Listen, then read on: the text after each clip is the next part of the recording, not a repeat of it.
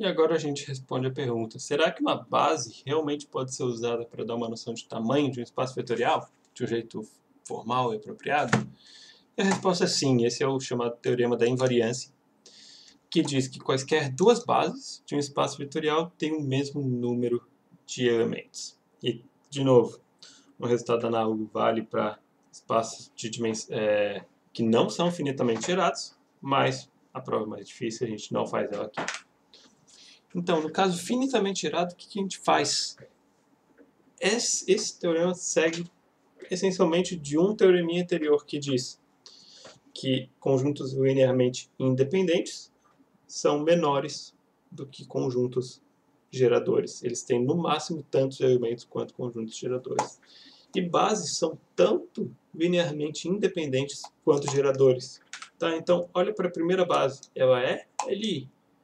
E a segunda base, ela é geradora. Pelo teorema anterior, o número de elementos da primeira base é menor do que o número de elementos da segunda base. Esse símbolo aqui, esse joguinho da velha, ela denota simplesmente o número de elementos de um certo conjunto. Ok, então a gente já concluiu. Uma base tem no mínimo, ou no máximo, tantos elementos quanto a outra. E se a gente troca os papéis dela e faz o mesmo argumento, a segunda base é Li e a primeira base é geradora. Portanto, pelo mesmo teorema, a segunda base tem no máximo tantos elementos quanto a primeira base. Tá? Ou seja, qualquer uma das duas bases tem no máximo tantos elementos quanto a outra. Portanto, elas têm que ter o mesmo número de elementos. Esses dois valores têm que ser iguais.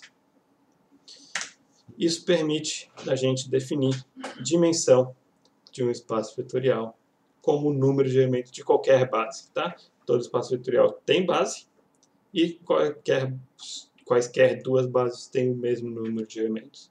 Então, a dimensão é o número de elementos de qualquer uma de suas bases. E essa é a noção de tamanho de um espaço vetorial.